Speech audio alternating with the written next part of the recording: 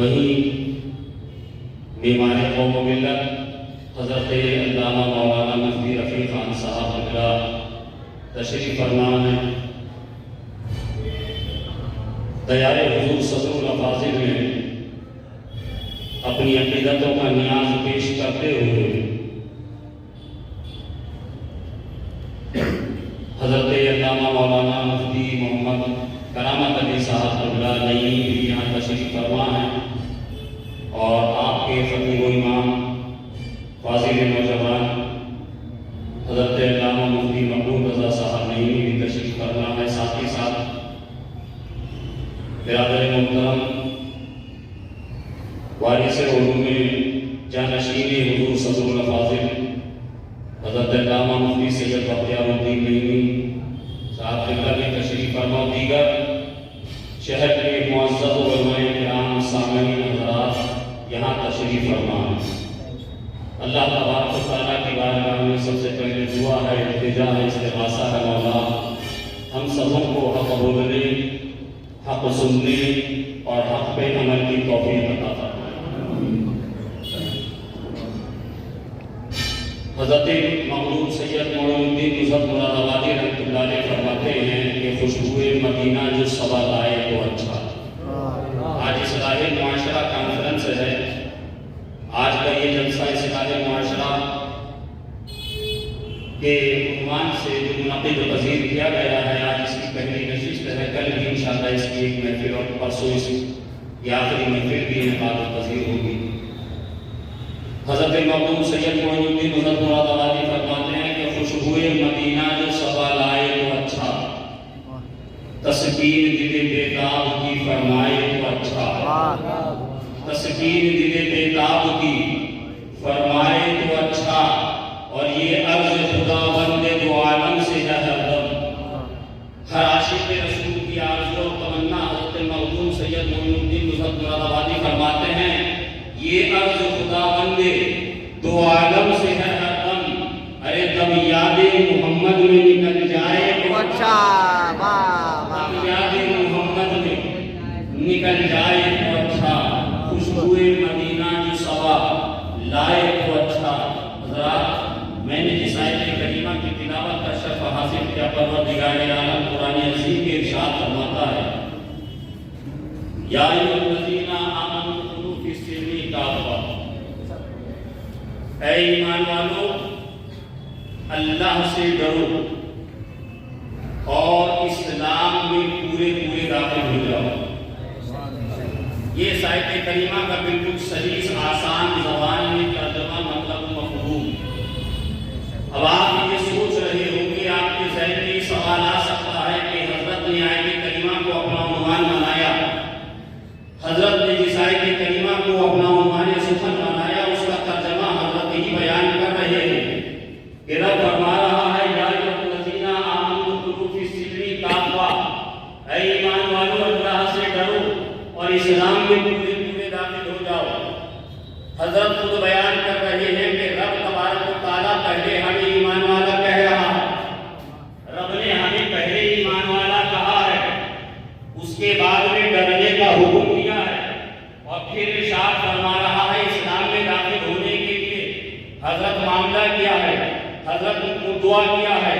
حضرت یہ بات ایسی کہہ رہے ہیں جب ہم ایمان لے آئے، جب اللہ کی وحدانیت کو ہم نے مان لیا، رب کی ربوبیت کو مان لیا، رسول کائنات صلی اللہ علیہ وسلم کی رسالت و نبوت کا اقرار کر لیا، تو ہم مومن کہلائے، ہم مسلمان کہلائے۔ ہم نے رب تبارک و تعالیٰ کی وحدانیت پر ایمان لے آنے کے بعد رب نے ہمیں ایمان والا بنایا، رب نے ہمیں ایمان والا فرمایا۔ پھر آخر کیا بات ہے کہ رب ہم سے مطالبہ کر رہا ہے، رب ہمیں یہ حکم دے رہا ہے اے ایمان والو، اے ایمان والو اللہ سے ڈرو، اسلام میں پورے پورے داخل ہو جاؤ۔ بات کیا ہے، بات کیسی ہے حضرت ذرا وضاحت کر دیجیے۔ یہاں علماء کرام تشریف فرما ہے، اصلاح معاشرہ کا ذمہ دار ممبر ہے، میں یہاں بات کوئی بھی دائیں بائیں کہہ کے نہیں گزروں گا، اور انشاءاللہ تبارک و تعالیٰ بالکل واضح کرتے جاؤں گا۔ اللہ تبارک و تعالیٰ کی قرآن عظیم میں ارشاد فرما رہا ہے اے ایمان والو اللہ سے ڈرو اور اسلام میں پورے پورے داخل ہو جاؤ۔ اس کا مطلب کیا ہے؟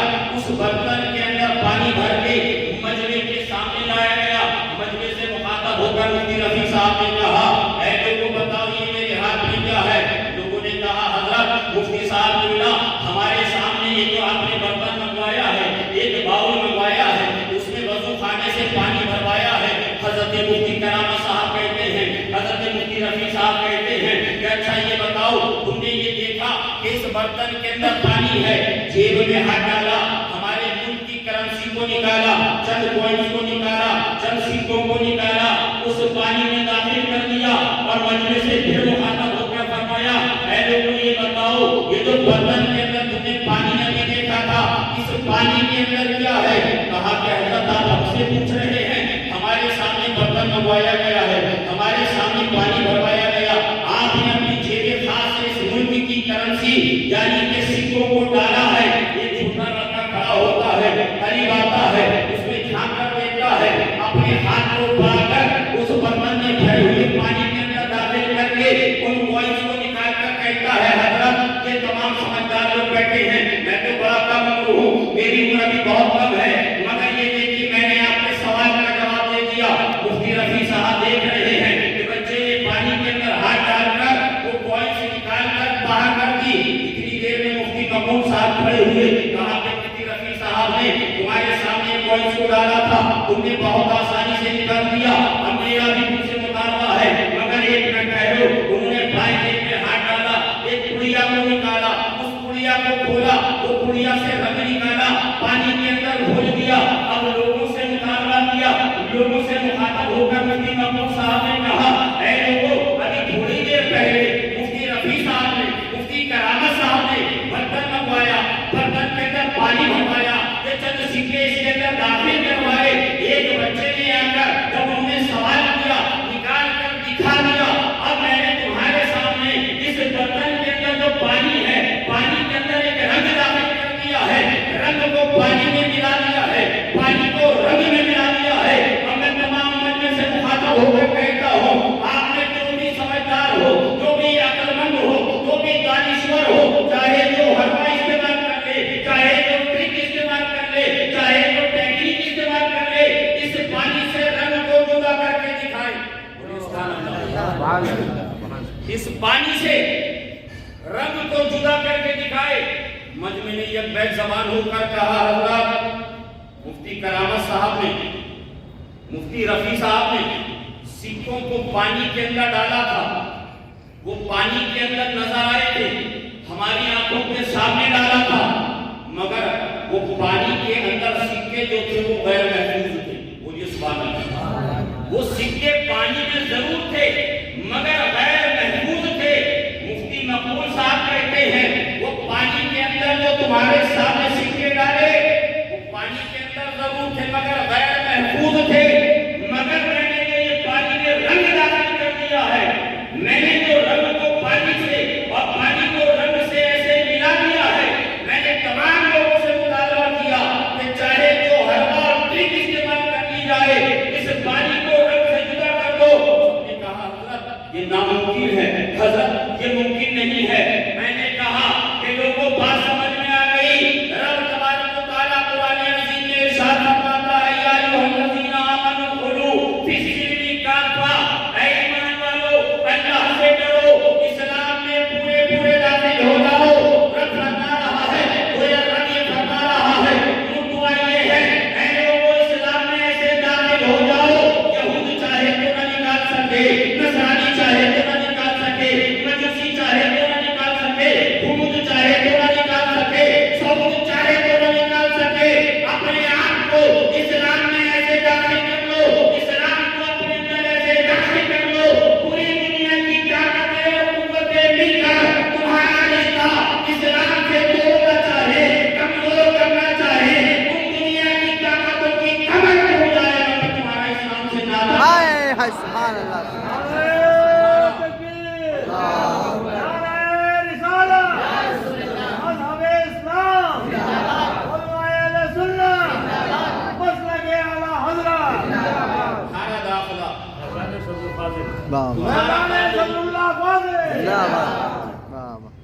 تمہارا تعلق اسلام سے ایسے جڑ جانا چاہیے کہ دنیا کی ساری قوتیں اور طاقتیں مل کر بھی چاہیے کہ تم سے اسلام کو اور اسلام کو تم سے جدا کر دے تو دنیا کی قوتوں اور طاقتوں کی کمر ٹوٹ جائے مگر وہ اپنے مقصد میں کامیاب نہ ہو، اور تم اپنے اندر اسلام کو ایسے اتارو،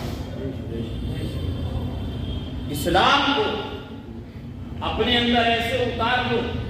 آج آپ دیکھ رہے ہیں آج آپ جانتے ہیں آج ایک بہت بڑی تعداد میں اس پورے زمین پر ہم موجود ہیں، مگر کیا وجہ ہے کہ ہم بڑھنے کی جگہ گھٹ رہے ہیں، ہماری ترقی کی جگہ تنزلی ہو رہی ہے۔ ہمیں آج جس مقام اور جس عروج پر ہونا چاہیے تھا، بلکہ ہم آج اس مقام اور اس عروج پر نہیں ہیں، بلکہ پستی کی طرف جا رہے ہیں، پستی کی طرف جا رہے ہیں۔ اس کی وجہ کیا ہے؟ اس کی وجہ صرف ایک یہ ہے کہ محمد کی محبت دین حق کی شرط محمد کی محبت دین حق کی شرط اول ہے، اسی میں ہے اگر خالی تو سب کچھ نام ہے۔ پہلے ہمارے بزرگوں نے اسلام بتایا نہیں ہے، پہلے ہمارے بزرگوں نے اکابرین نے اولیاء کرام نے علماء کرام نے اسلام بتایا نہیں، بلکہ اپنی ذات میں اسلام کو اتار کر دکھایا۔ اسلام اتار کر ایسا دکھایا کہ سرکار غریب نواز رضی اللہ تعالیٰ عنہ اجمیر شریف سے چلتے ہیں، دہلی کا سفر کرتے ہیں، کوئی اجتماع نہیں ہے، کوئی کانفرنس نہیں ہے، کوئی جلسہ نہیں ہے، مگر 90 لاکھ لوگوں کو کلمہ پڑھا دیا۔ 90 لاکھ لوگوں کو کلمہ پڑھا دیا۔ مسلمانوں اپنی تاریخ کو یاد کرو، اپنی تاریخ کو یاد کرو۔ آج سے 14 صدی پہلے حضرت سیدنا فاروق اعظم رضی اللہ تعالیٰ عنہ مدینہ شریف میں تشریف فرما ہے۔ امیر المومنین حضرت سیدنا فاروق اعظم ہیں، لشکر اسلام شام اور فلسطین کی طرف چلا ہے۔ کئی دن گزر گئے قلعے کا محاصرہ کیے ہوئے۔ عیسائیوں نے قلعے کے دروازوں کو بند کر دیا۔ لشکر اسلام مہینوں گزر جانے کے بعد کھانے پینے کا رسد بھی کم ہو رہا ہے۔ پہلے جو تلوار چلنی تھی چل گئی، مگر اب عیسائیوں نے دیکھا، یہودیوں نے دیکھا کہ اب یہ شہر میں قلعے کے اندر داخل ہو جائیں گے، اگر یہ قلعے میں داخل ہو گئے تو ہمیں ان سے کوئی بچانے والا نہیں ہوگا۔ ہمارا قلعہ اتنا مضبوط ہے، اگر اس کا محاصرہ صحیح سے کر لیا جائے گا، یہ کتنے دن ہمارا محاصرہ کریں گے، یہ کتنے دن ہمارے انتظار میں بیٹھیں گے۔ جب کھانے پینے کی چیزیں ختم ہوں گی تو اپنے آپ چلے جائیں گے، اپنے آپ چلے جائیں گے۔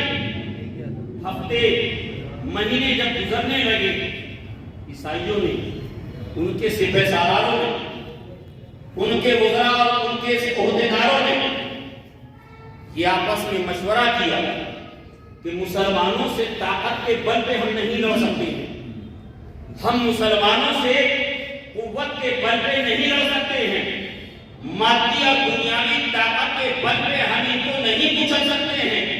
کہا کہ پھر کیا کیا جائے؟ کہا کہ ہم نے سنا ہے جس نبی کا یہ کلمہ پڑھتے ہیں اس نبی نے کچھ جزیہ کے بھی احکام بیان کیے ہیں، اگر ہم ان سے معاہدہ کر لیتے ہیں، اگر ہم ان سے معاہدہ کر لیں تو شاید ہماری حکومت بھی قائم رہ جائے اور ہماری جانیں بھی سلامت رہ جائے۔ ایک وفد گیا مسلمانوں کے جرنیل کے پاس، مسلمانوں کے جرنیل کے پاس پہنچنے کے بعد کہا کہ بھائی ہم آپ سے معاہدہ کرنا چاہتے ہیں، مگر ہمارے بادشاہ اور ہمارے حکمرانوں کا یہ مطالبہ ہے کہ ہم جو معاہدہ کریں گے وہ آپ سے نہیں کریں گے، بلکہ ہم امیر المومنین حضرت عمر فاروق سے کریں گے۔ کہا کہ ٹھیک ہے، ہمیں منظور ہے، جب تک حضرت سیدنا فاروق اعظم رضی اللہ تعالیٰ عنہ یہاں تشریف نہ لائیں گے تب تک ہماری طرف سے کسی پر کوئی حملہ نہیں کیا جائے گا، ہماری جانب سے کسی کی تلواریں میان سے نہیں نکلیں گی۔ ایک تیز رفتار سواری پر بٹھا کر قاصد کو مدینہ طیبہ روانہ کر دیا گیا۔ اے امیر المومنین، آپ جلدی تشریف لے آئیے، جو کام جنگ سے بھی نہ ہو سکتا تھا وہ بغیر جنگ کے ہونے کے لیے تیار ہو گیا ہے، ماحول بن گیا ہے، معاہدے کے لیے لوگ تیار ہو گئے ہیں، آپ جلد از جلد تشریف لائیے۔ آپ سوچیے حضرت سیدنا عمر فاروق رضی اللہ تعالیٰ عنہ امیر المومنین ہیں. آج ہمارے یہاں کوئی پارشد بن جاتا ہے، کوئی مکھیا بن جاتا ہے تو اس کا پروٹوکول اور اس کے پیچھے گھومنے والے اور اس کے حفاظتی دستوں کا اندازہ کیا ہوگا. اب اتنی بڑی سلطنت کے حکمران ہیں، امیر المومنین ہیں. عیسائیوں نے بھی سوچا تھا کہ ایک لشکر جرار کے ساتھ مسلمانوں کے امیر المومنین آئیں گے، ایک بہت بڑا لشکر ہوگا، بہت اس کو احتشام کے ساتھ آئیں گے. حضرت سیدنا امیر المومنین کے پاس جب وہ قاصد پہنچا، وہ خط پہنچایا گیا، حضرت فاروق اعظم نے کہا کہ جاؤ جا کر اطلاع کر دو کہ امیر المومنین آ رہے ہیں، عمر آ رہا ہے. آپ نے اپنی سواری کو تیار کیا. غلام نے کہا کہ حضرت میں بھی جانا چاہتا ہوں. کہا کہ سنو، میرے ساتھ جاؤ گے مگر میرے پاس تو سواری ایک ہی ہے.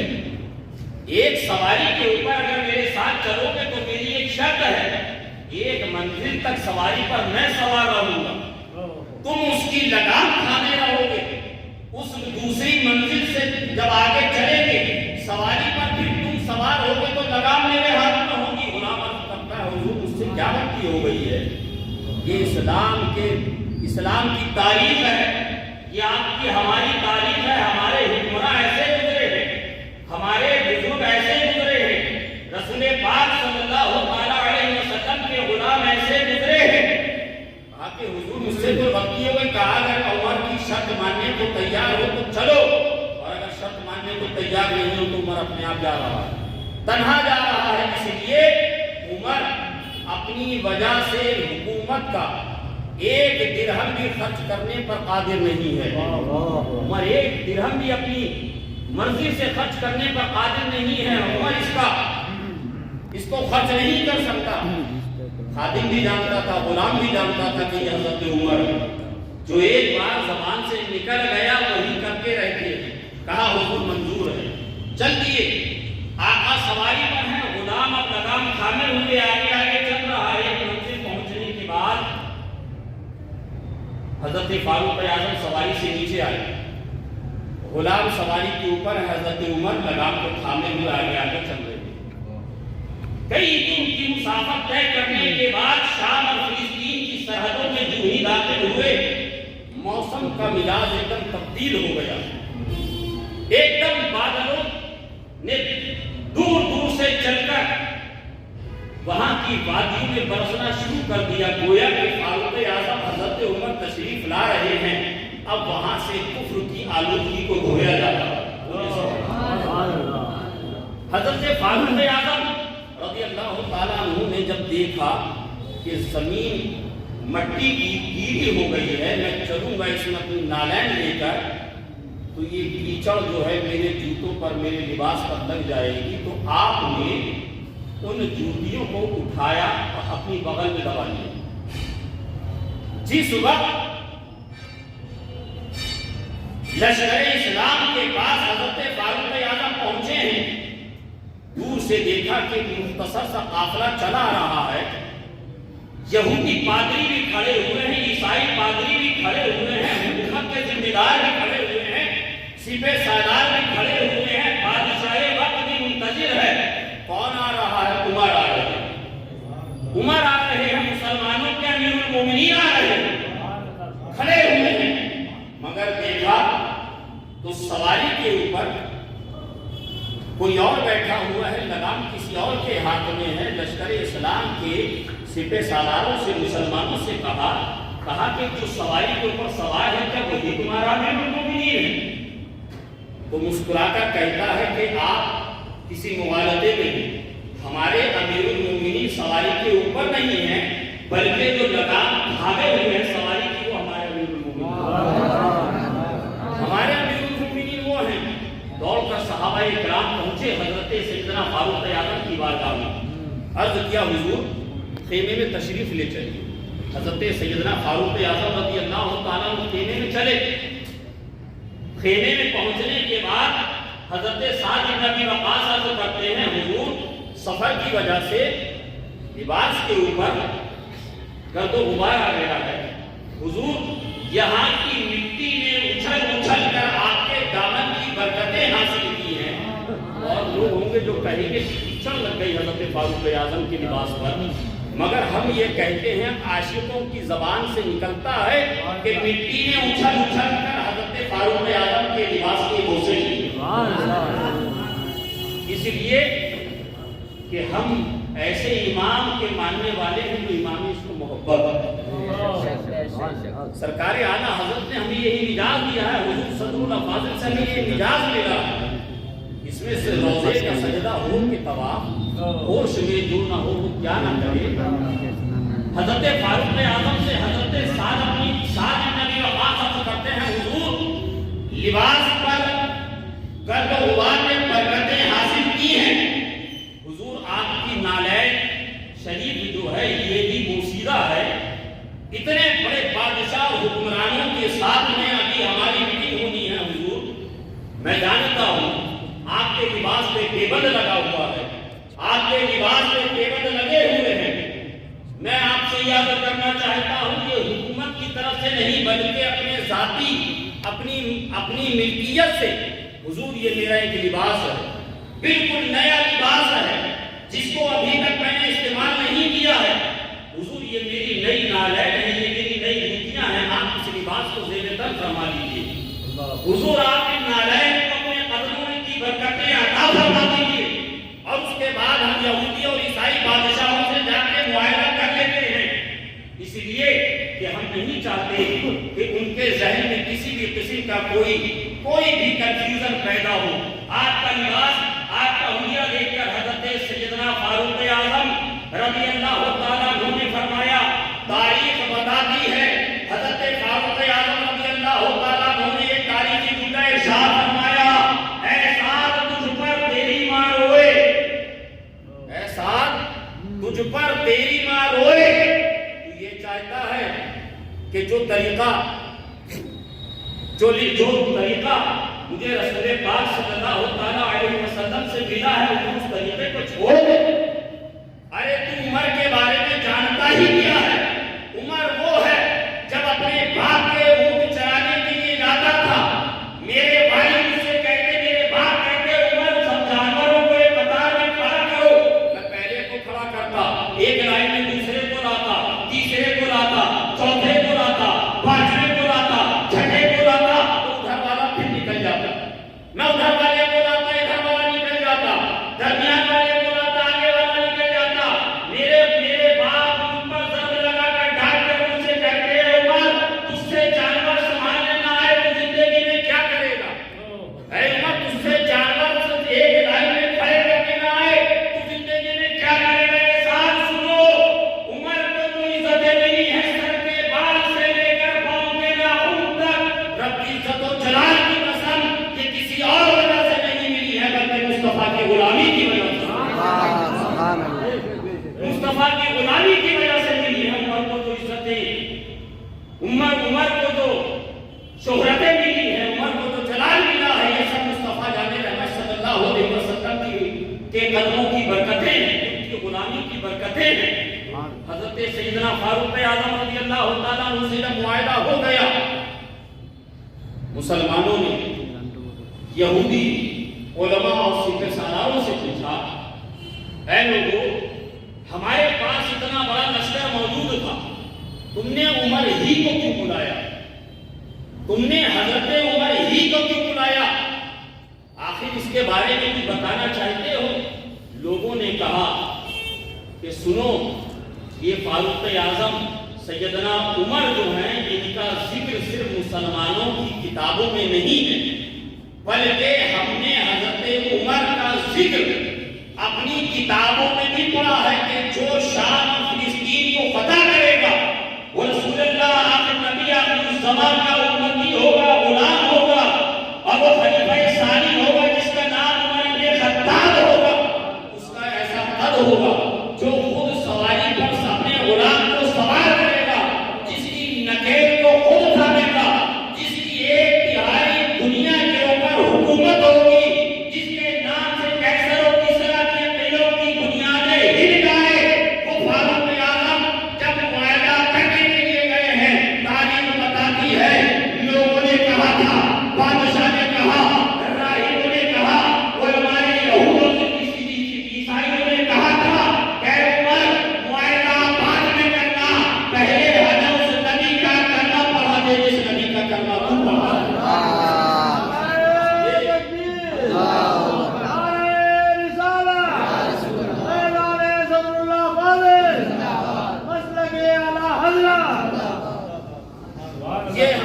تاریخ ہے.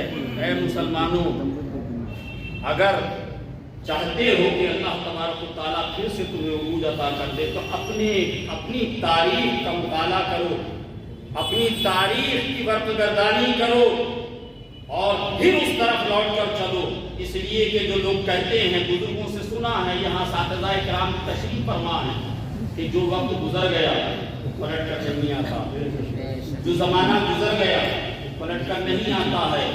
مگر اگر ہم خود اس زمانے کی طرف چلنا چاہیں تو پھر ہمیں کون روکنے والا؟ اگر درس قرآن نہ تم نے بلایا ہوتا، اگر درس قرآن تم نے نہ بلایا ہوتا، یہ زمانہ نہ زمانے نے دکھایا ہوتا. میرے آقا کریم صلی اللہ علیہ وسلم کے دیوانوں، رسول پاک صلی اللہ تعالیٰ علیہ وسلم ارشاد فرماتے ہیں کہ مومن کی مثال ایک کھجور کے درخت کی سی. آقا ارشاد فرماتے ہیں غلاموں سے، میرے غلاموں، جانتے ہو مومن کی مثال کس درخت کی طرح ہے؟ حضرت سیدنا عبداللہ ابن عمر رضی اللہ تعالیٰ عنہ فرماتے ہیں کہ میں وہاں پر تشریف فرما تھا اور دیگر صحابہ فرماتے ہیں کہ ہم وہاں پہ آقا کدھر اشارہ کر رہے ہیں. آقا کی صحبت میں رہنے کی وجہ سے ہم آقا کا اشارہ سمجھ رہے تھے، مگر زمانے مصطفیٰ سے جو جواب ملتا ہے، جو جملے ملتے ہیں، اس کی برکتیں اور حلاوتیں ہی الگ ہوا کرتی ہیں. اس لیے ہم خاموش رہے. ہم نے عرض کیا یا رسول اللہ، ہمارے ماں باپ آپ پر قربان ہیں، آقا آپ کی ارشاد فرما دیجیے، اے آقا آپ کی ارشاد فرما دیجیے. آقا ارشاد فرماتے ہیں جانتے ہو مسلمانوں کی مثال اس درخت کی طرح ہے. غلاموں نے جب عرض کیا تو آقا فرماتے ہیں مسلمان کی، مومن کی مثال کھجور کے درخت کی طرح ہے، کھجور کے درخت کی طرح ہے. آپ جانتے ہیں اس روئے زمین پر بیش قیمتی درخت موجود ہیں، بڑے پھلدار درخت موجود ہیں، بڑے خوشبو والے درخت موجود ہیں، مگر میرے آقا کائنات صلی اللہ علیہ وسلم نے جب مومن کی مثال دی ہے، جب مومن کی مثال دی ہے تو کسی قیمتی درخت سے نہیں دی، بلکہ یا کسی خوشبودار درخت سے نہیں دی، نہ کسی پھلدار درخت سے دی، بلکہ مثال میرے آقا نے دی ہے کھجور کے درخت. آپ جانتے ہیں کھجور کا وہ درخت کتنی خاصیتیں رکھتا ہے. کھجور کا ایک درخت ہونے کے باوجود اپنے اندر کتنی خاصیتیں رکھتا ہے. ہمارے یہاں جب کوئی زیارت حرمین طیبین کی سعادتیں حاصل کر کے آتا ہے، جب ہم ان سے ملاقات کرنے کے لیے جاتے ہیں، چاہے وہ حج بیت اللہ کے لیے جائے یا عمرے کے لیے جائے، جب ہم ان سے ملاقات کے لیے جاتے ہیں تو ان آنکھوں کو دیکھنا بھی ہوتا ہے جن آنکھوں سے وہ خانہ کعبہ گنبد خضرا کو دیکھ کر آئے، جن آنکھوں سے روضہ رسول کی جالیوں کو وہ دیکھ کر آئے. اور اس کے ساتھ ساتھ ہمارا مدعا اور مقصد یہ بھی ہوتا ہے کہ یہ حاجی صاحب اور یہ عمرہ کرنے والے، یہ زیارت حرمین شریفین کی برکتیں حاصل کرنے والے جب وہاں سے آئے ہوں گے تو اپنے ساتھ زمزم شریف اور کھجور ضرور لائے.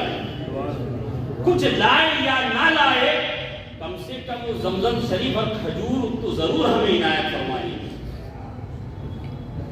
آقا کریم صلی اللہ علیہ وسلم نے مومن کی مثال کھجور کے درخت سے دے کر کتنا خوبصورت، کتنا پیارا اپنے غلاموں کو یہ مزاج دیا ہے. آپ جانتے ہیں بہترین مہنگے سے مہنگا درخت ہو، قیمتی سے قیمتی لکڑی والا درخت ہو، بہت زیادہ مہنگی اور خوشبوئیں لٹانے والا درخت ہو، ایک وقت ایسا آتا ہے اس کے اوپر کہ اس پر پھل بھی لگتے ہیں، پھول بھی لگتے ہیں، سبز و شاداب بھی رہتا ہے. مگر جب وہ بہار کا وقت گزرتا ہے، جب وہ خزاں کا موسم آتا ہے تو اس کے پتے بھی اس پر نہیں رہتے، اس پر پتے بھی نہیں رہتے. مگر ایک کھجور کا درخت ہے، چاہے وہ بہاروں کا موسم ہو، چاہے وہ لطافتوں کا موسم ہو، چاہے وہ خزاں کا موسم ہو، آپ دیکھیے کھجور کے درخت کا سبزہ اس کی شادابی ویسے ہی برقرار ہے. آقا نے ارشاد فرمایا مومن کی مثال کھجور کے درخت کی مانند ہے. کیا مطلب؟ آپ اگر اپنی ہی تاریخ کا جائزہ لیں گے اس 1400 سال 1450 سال کے اندر مسلمانوں پر کیسے کیسے خطاب کے موسم آئے. کبھی منکرین زکات کا فتنہ اٹھا ہے, کبھی بدمعیوں کا فتنہ اٹھا ہے, کبھی خارجیوں کا فتنہ اٹھا ہے, کبھی یزیدیت کا فتنہ اٹھا ہے, کبھی معمونی کا فتنہ اٹھا ہے, کبھی چنگیز اور ہلاکو خان جیسے ظالم و جابر بادشاہ ہیں جنہوں نے دریائے دجلہ اور فرات کے پانی کو مسلمانوں کے خون سے لال کر دیا اور یہ سوچا تھا کہ ہم مسلمانوں کو قتل کر دیں گے, انہیں سب سے صفحۂ ہستی سے مٹا دیں گے, یہ روئے زمین پر سے ختم ہو جائیں گے. ارے دوسری قومیں ہوتی تو ختم ہو جاتی, دوسری قومیں ہوتی گھٹنوں پہ آ جاتی, مگر یہ مسلمان ہیں, انہیں جتنا دبایا گیا یہ واپس اٹھ کھڑے ہو جاتے ہیں, یہ واپس اٹھ جاتے ہیں. کیا وجہ ہے؟ ان کو ہریالی, ان کو سبزہ دنیا دار سے نہیں ملتا ہے بلکہ مدینے کے گنبد و مینار سے ملتا ہے, آقا کے سبزے گنبد سے ملتا ہے. اگر دنیا سے سبزہ ملا ہوتا تو وہ ختم ہو جاتا. ہماری ہریالی اور ہمیں سبزہ تو گنبد خضرا سے ملتا. ہمارا سبزہ, ہمارا تعلق. اس لیے مسلمانوں اس دہلیز پاک سے بھی رسول پاک صلی اللہ تعالی علیہ وسلم سے اپنے رشتے کو جتنا مضبوط رکھو گے تو تم دنیا میں اتنے کامیاب رہو گے. تم حضور سے جس قدر محبتیں کرو گے, جس قدر پیار کرو گے, تم دنیا میں اتنے کامیاب رہو گے. صرف دنیا کو دکھانے کے لیے نہیں بلکہ اپنے آقا کو راضی کرنے کے لیے, اپنے رب کو راضی کرنے کے لیے. اور اس کا سب سے بہترین طریقہ ہے کہ جب ہم کسی کو اپنا آئیڈیل بناتے ہیں, جب ہم کسی کو فالو کرتے ہیں تو ہم اس کے طریقے کو بھی اپناتے ہیں. آج صرف ہمیں ضرورت ہے, جیسے میں نے پہلے عرض کیا کہ وہ زمانہ واپس پلٹ کے نہیں آ سکتا ہے, مگر ہم اگر اس زمانے کی طرف جانا چاہیں تو ہمیں کوئی روک بھی نہیں سکتا ہے. اپنے بزرگوں کی تاریخ کو یاد کیجئے. ہمارے بزرگوں کی تاریخ کیا ہے؟ سرکار غریب نواز رضی اللہ تعالیٰ عنہ اجمیر شریف سے جب چلتے ہیں دہلی کے لیے 90 لاکھ لوگوں کو مسلمان کرتے ہیں, 90 لاکھ لوگ مسلمان ہو جاتے ہیں. آخر سرکار غریب نواز نے کون سا بیان کیا تھا, کون سی تقریر کی تھی, کون سی کرامتیں دکھائی تھی؟ انہوں نے اسلام بتایا نہیں تھا بلکہ اپنی ذات میں اسلام کو دکھایا تھا, اپنی ذات میں اسلام کو دکھایا تھا. آج ہم لوگ جنت کے تو طلبگار ہیں, ہم یہ تو چاہتے ہیں کہ حضور غوث اعظم کے مریدوں میں ہم شامل ہو جائیں. تو حضور غوث اعظم نے فرمایا کہ جو مجھ سے محبت کرے گا, جو میرا مرید ہے, میرے رب سے وعدہ ہو گیا ہے کہ جب تک میرا آخری مرید بھی جنت میں نہ چلا جائے تب تک عبد القادر بھی جنت میں نہیں جائے گا. یہ میرے آقا نے سرکار غوث پاک فرما رہے ہیں. ارے آپ تو یہاں تک جانتے ہیں, آپ نے سنا ہے کہ حضور غوث پاک رضی اللہ تعالیٰ عنہ مردے کو ٹھوکر مار کے کنبزنی کہہ کے مردوں کو زندہ کر دیتے. ہم جس پیر کو ماننے والے ہیں, جو مردوں کو قبر سے زندہ اٹھا دینے والے تھے, آج اس پیر اور سرکار غوث اعظم کو ماننے والے کا دل اگر مردہ ہو جائے تو اس سے بڑی افسوس کی بات کچھ نہیں ہے. ہم حضور غوث اعظم کی کرامتوں کو اس لیے کہ غوث پاک نے یہ بعد میں فرمایا, قدمی حاضی علی رقبتی کلی ولی اللہ, میرا یہ قدم تمام اولیاء کی گردنوں پر ہے. یہ سرکار غوث اعظم نے بعد میں فرمایا ہے, مگر اس سے پہلے کی سرکار غوث اعظم کی تاریخ کیا ہے؟ حضور غوث پاک فرماتے ہیں میں ایران سے جب بغداد آیا ہوں, جب بغداد میں نے علم دین حاصل کیا ہے, جب میں نے بغداد میں علم دین حاصل کیا, میری والدہ جو مجھے خرچ بھیجا کرتی تھی, میں اس پیسے کو غریبوں اور فقیروں اور ضرورت مندوں میں تقسیم کر دیتا تھا. مسلسل کئی دن تک میں روزے رکھا کرتا تھا. اور جب مجھ سے بھوک برداشت نہ ہوتی تھی صرف پانی پیتا تھا، وہ افطار کرتا تھا، پانی پیتا تھا، سحری کر لیتا تھا۔ بھوک جب برداشت نہیں ہوتی، حضور غوث پاک فرما رہے ہیں جن کے نام کی بریانی ہم خوب کھاتے ہیں، جن کے نام کے مرغے ہم خوب کھاتے ہیں، یہ وہ غوث اعظم فرما رہے ہیں کہ جب عبد القادر پر بھوک کا غلبہ ہوتا تھا، عبد القادر آبادی اور بستی سے باہر نکلتا تھا، کھنڈرات میں جاتا تھا، بغداد کے لوگ جہاں بچی ہوئی روٹیوں کے ٹکڑے رکھ جایا کرتے تھے، عبد القادر وہاں سے روٹیوں کے ٹکڑے اٹھاتا، پانی میں بھگو کر ان کو کھا لیا کرتا تھا۔ یہ حضور غوث اعظم رضی اللہ تعالیٰ عنہ ہیں۔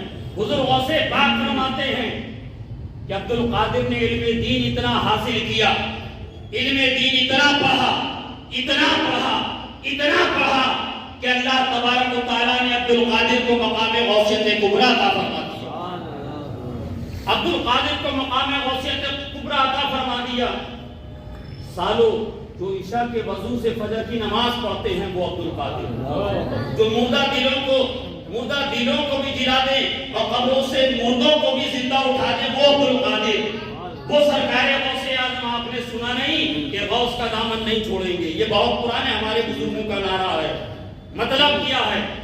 غوث پاک رضی اللہ تعالیٰ عنہ سے محبت کا دامن اس قدر مضبوطی کے ساتھ ہمیں پکڑ لینا ہے جیسے کہ ہم حضور غوث پاک رضی اللہ تعالیٰ عنہ کی بارگاہ میں جب ہمارے علماء خطبہ جب یہ بیان کرتے ہیں، آپ نے بارہا سنا ہوگا، حضور سرکار غوث پاک رضی اللہ تعالیٰ عنہ کا تقوی یہ تھا کہ ہفتوں مہینوں آپ روزے رکھا کرتے تھے، سالوں آپ نے عشاء کے وضو سے فجر کی نمازیں ادا کی ہیں۔ یہ حضور غوث اعظم کا تقوی تھا، اور وہی حضور غوث پاک ہیں کہ حضور غوث پاک رضی اللہ تعالیٰ عنہ ایسا لباس زیب تن فرمایا کرتے تھے، اس دور کے بادشاہوں کو بھی وہ لباس میسر نہیں تھا۔ کئی سوال ہے، ورنہ آپ جانتے ہیں اگر کسی کے گھر میں چور گھس جائے تو مال ڈھونڈتا ہے، چور گھس جائے وہ سونا ڈھونڈتا ہے، کسی کے گھر میں چور گھس جائے وہ جواہرات اور قیمتی سامان ڈھونڈتا ہے۔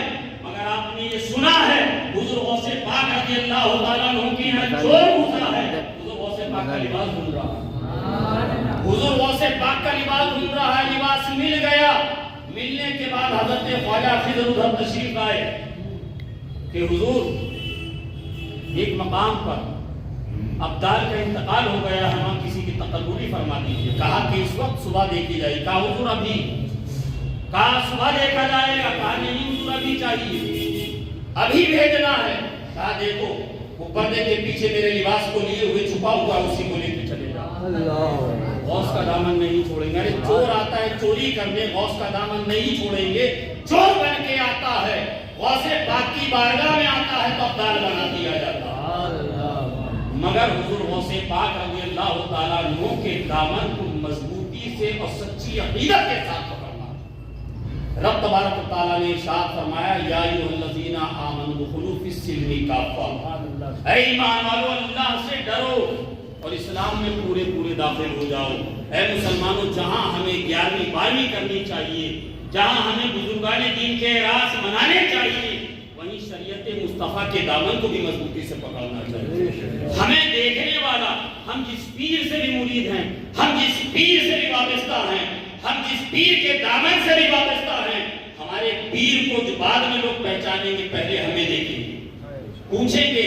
اگر آپ بے نمازی ہیں، اگر آپ کے چہروں پر داڑیاں نہیں ہیں، اگر آپ بے عمل ہیں، وہ یہ نہیں پوچھے گا آپ سے کہ آپ کے پیر نے آپ کو کیا تلقین نہیں کیا تھا، کہ آپ کے پیر نے آپ کو کبھی نصیحت نہیں کری کہ سنت رسول کی پابندی سے، سنت رسول کی پاسداری کرنی ہے، شریعت مصطفیٰ پہ پابندی سے عمل کرنا ہے۔ آپ کے پاس کوئی جواب نہیں ہوگا، اور یہ لاجواب آپ دنیا میں بھی ہوں گے، قبر میں بھی ہوں گے اور حشر میں بھی ہوں گے۔